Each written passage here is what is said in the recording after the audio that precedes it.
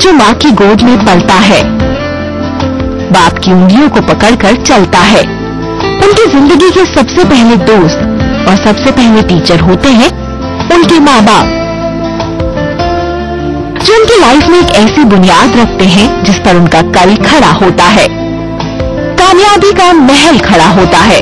लेकिन वो ही माँ बाप उन्हें अपने दुश्मन लगने लगते हैं जब वो बड़े हो जाते हैं। बड़ी अजीब सी बात है, जिन्होंने आपको संस्कार दिए जिससे आपकी सोच बनी, आज वो ही सोच अक्सर उनके खिलाफ हो जाती है।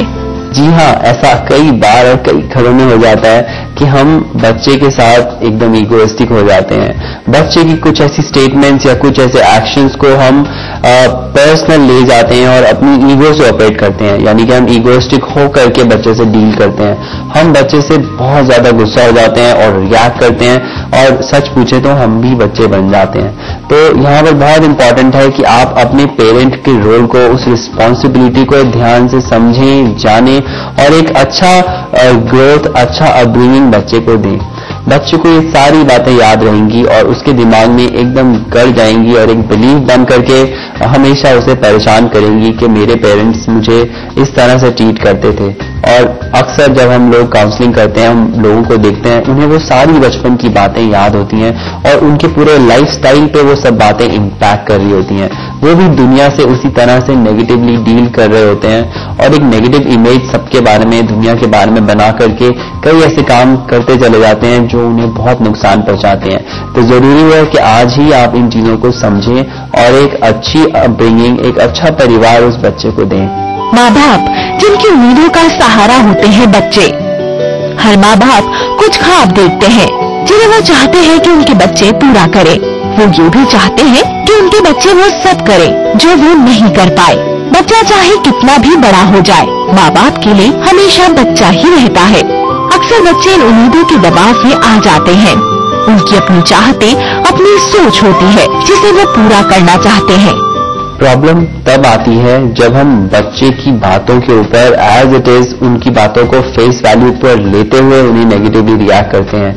फॉर एग्जाम्पल, अगर बच्चे ने बोला कि ये ड्रेस मैं नहीं पहनूंगा, या इस पार्टी में मैं नहीं जाऊंगा, या मैं खेलने नहीं जाऊंगा, या मैं टीवी को नहीं बंद करूंगा, ये प्रोग्राम मैं नहीं हटाऊंगा, तब जब हम इन बातों को पर्सनली ले जाते हैं और उनको एज इट इज लेकर के हम रिएक्ट करते हैं कि नहीं तुम्हें करना होगा, कैसे तुम नहीं करोगे, तो ये सारी चीजें बच्चे को एक नेगेटिव बिहेवियर के लिए प्रोवोक करती हैं, जहां पर बच्चा और नेगेटिवली रिएक्ट करता है। और एक स्टेज आती है जब आपको बहुत गुस्सा आता है, कभी कभी आप बहुत बुरी तरह से उन्हें डांट देते हैं या कुछ पेरेंट्स तो हाथ भी उठा देते हैं, जो कि बहुत ही नेगेटिव है और हम इसको कंप्लीटली डिफाई करते हैं, रिजेक्ट करते हैं कि इस तरह से आप कभी बिहेव मत कीजिए। ऐसा अक्सर घरों में होता है, पर उन सब घरों में ऐसे भी स्टेजेस आते हैं जब ये बच्चे बहुत बड़े रिबेल बन जाते हैं, जब वो टीनेज में आते हैं और पावरफुल हो जाते हैं, तब रिश्ते बिल्कुल बनाए नहीं बनते और बिखर जाते हैं।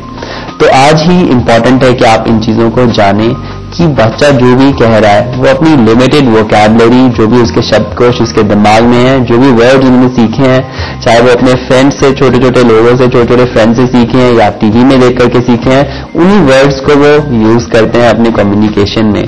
तो जरूरी है कि आप उन वर्ड्स को as it is face value पर न लें, बल्कि उनके उन थॉट्स और स्टेटमेंट्स के पीछे क्या इमोशंस हैं, उसके पीछे क्या थॉट्स हैं, क्या उनकी नीड्स हैं, क्या वो इनोसेंट रिक्वायरमेंट्स हैं, उनको जानने की कोशिश कीजिए। और वो तब होगा जब उन वर्ड्स को आप नेगेटिवली ना लेते हुए थोड़ा सा थमेंगे और एक मैच्योर पर्सन की तरह उनसे सवाल पूछेंगे, बजाय कि उन्हें डांटना शुरू करें आप। ऐसे में सवाल उठता है कि क्या करा जाए। इसकी मेन वजह है बच्चों और माँ बाप के बीच का कम्युनिकेशन गैप।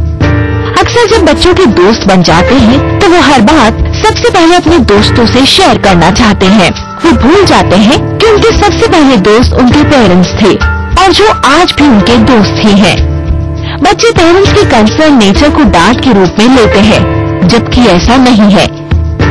बच्चों को सबसे अच्छा उनके माँ बाप समझ सकते हैं, उनकी क्षमताओं को, उनकी कमियों को। माँ बाप के पास किसी भी बात का तोड़ हो न हो, पर उनके पास ममता की वो शक्ति हमेशा होती है जो किसी सिचुएशन में हम सभी को चुटकी बजाकर बाहर कर देती है। जरूरत है तो बस एक पहल की। तो उनका दोस्त बनते हुए मजाक फॉर्म में उनसे पूछिए कि अच्छा तो तुम टीवी क्यों नहीं बंद करोगे, ऐसा क्या टीवी में प्रोग्राम आ रहा है, मुझे लगता है कि तुम बहुत एंजॉय कर रहे हो टीवी। इस तरह से जब आप उनकी टोन में आ जाएंगे तब वो आपको बताएंगे कि हाँ टीवी में ये जो कैरेक्टर है ये कैरेक्टर मुझे बहुत अच्छा लगता है। तब आप जानिए कि ये कैरेक्टर आपको क्यों अच्छा लगता है, क्या इंस्पिरेशन ये कैरेक्टर आपको देता है। तब उनकी दुनिया का एक हिस्सा बन पाएंगे आप, उनके दोस्त बन पाएंगे, और तब दोस्ती में आप उन्हें वो लर्निंग्स देंगे जो अदरवाइज आप डांटने के टाइम पर उनको देना चाहते थे कि टीवी देखकर के आंखें खराब हो जाएंगी। पार्टी में जाओगे तो और लोगों से भी मिलोगे और दोस्त बनेंगे और अंकल से मिलोगे, अच्छी अच्छी चीजें खाने को मिलेंगी, ये सब उन्हें बता पाओगे।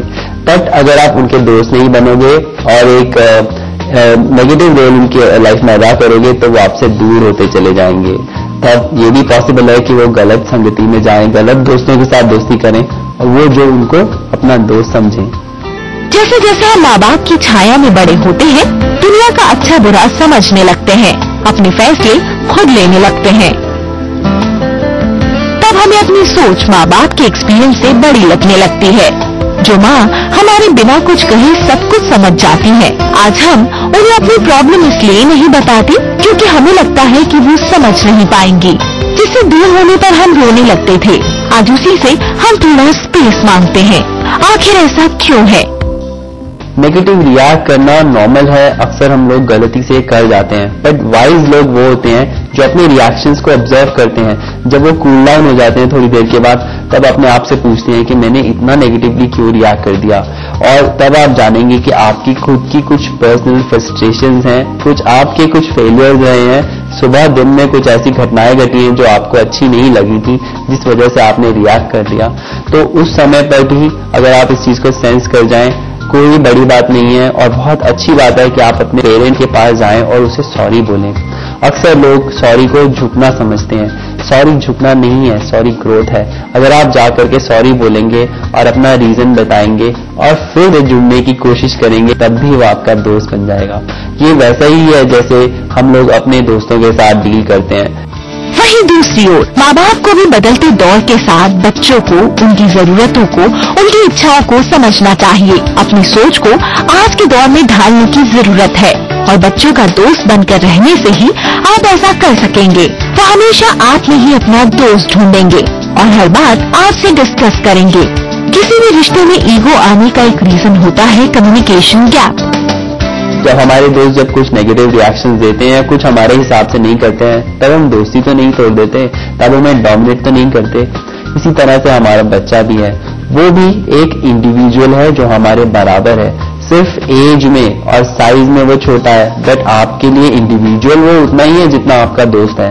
तो ये तो आपका खुद का अपना है, आपका फैमिली मेंबर है। सबसे करीब सिर्फ फैमिली मेंबर्स होते हैं, दोस्त भी होते हैं, वो आते हैं जाते हैं, थोड़ा सा दूर होते हैं, बट फैमिली मेंबर्स ही होते हैं जो लास्ट में आपके साथ होते हैं। तो ये बच्चे आपका फ्यूचर है, आपका प्रेजेंट है। जरूरी है कि आप इनके साथ वही इंडिविजुअलिटी, वही रिस्पेक्ट और वही प्लेफुलनेस के साथ बात करें जो आप अपने दोस्तों के साथ करते हैं। बस इतना ही फर्क है कि आपके पास एक रिस्पॉन्सिबिलिटी है उन्हें वो अच्छी वैल्यूज देने की, अच्छी इन्फॉर्मेशन देने की, सही इन्फॉर्मेशन देने की, जो आप तब दे सकते हैं जब आप उन्हें अपना फ्रेंड बनाए, डोमिनेट करते हुए नहीं, एज अ पेरेंट अथॉरिटेरियन होते हुए बिल्कुल भी नहीं। दुनिया में कोई भी बच्चा माँ बाप से दूर नहीं रह सकता, सिर्फ उन दोनों के बीच का ईगो उसे ये करने पर मजबूर करता है। अपनी ईगो भूलकर अपने माँ बाप, अपने बच्चों को अपनाइए। यूं है आपकी असली दौलत।